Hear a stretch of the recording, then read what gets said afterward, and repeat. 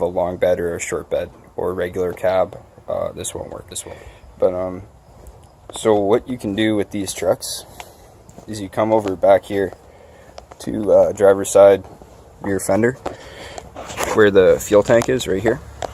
So you can see in there's a rollover valve, and then the fuel pump is back in here.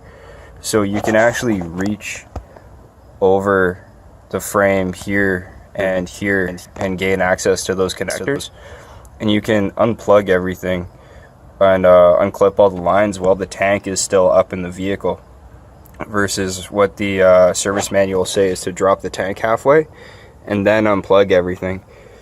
But if you unplug them while the tank is still up, then you don't run the risk of dropping it too far by accident and bending a line or breaking wires. So if you come underneath the vehicle, what I'm talking about is here's the front leaf spring shackle, and you can reach up through here in between the bed and get in at it that way and disconnect evap lines. And then you can reach around the back side of it here, and then you can disconnect everything that's attached to your fuel pump, and then you can just drop the tank in one straight shot, and it makes everything a lot easier. So again, those two spots I was talking about from back here are reaching right over here and reaching right in through there. You're gonna have to reach over this piece of frame, then you can reach them.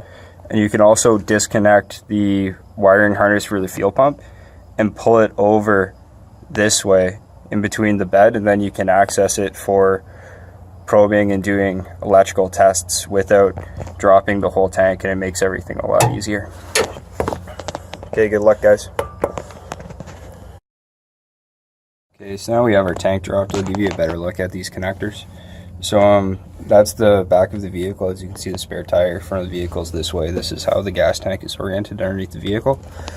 So this big hose plugs in right here, and then you'll have a smaller one that goes here. That's the vent. This goes for your evap. And then here's your pump. Your electrical connector points towards the front and off towards the fuel cap is where the fuel line is, and then there's your filler neck. So the way all these work is they have a part here that you press, and as you can see, it'll open that up there so that you can remove this. So if you press in and push it a bit and then pull it back, it'll come off pretty easily. The ones that a Haynes manual will show are a little bit different than the ones on the 05. These are pretty good, but you have to kind of get the trick of them first. They can be a little tricky at first. If you do wind up breaking them, what you can do is put a zip tie around where the clip would be, and then it'll protrude in like that and grab this edge here and prevent it from pulling off. So leave the zip tie loose and then plug it on, and then pull up on the zap strap, and it'll tighten and lock that on. Then the next time you come in here, you will have to cut these. So if you have one of these that won't come off, someone might have zip tied it and cut the tail off, so that's something to look out for.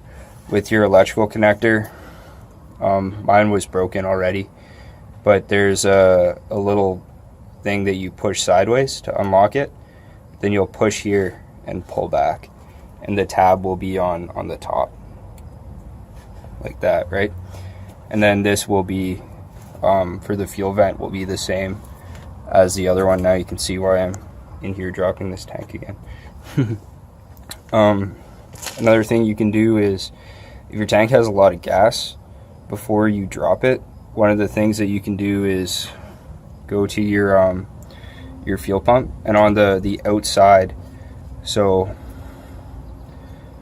outside two wires, these two thick ones, are your power and ground for your fuel pump. And you can actually hot wire the fuel pump to run, and then put a piece of fuel line over this going outside the vehicle to a jerry can, and then just run all the fuel out of the vehicle that way. That way when you go to drop it, it's not heavy as all hell. What else? Also, when you're taking this out, these little nipples for your evap lines and things and vent lines are very, very brittle, and they're really easy to break. I actually broke this one. I've been here twice trying to fix it. But so be very careful with those, because your rollover valve is one piece with the fuel tank. Apparently it's plastic welded in, and if you want to replace it, you have to replace the whole tank. So this will be the subject of another video. Okay, good luck, guys.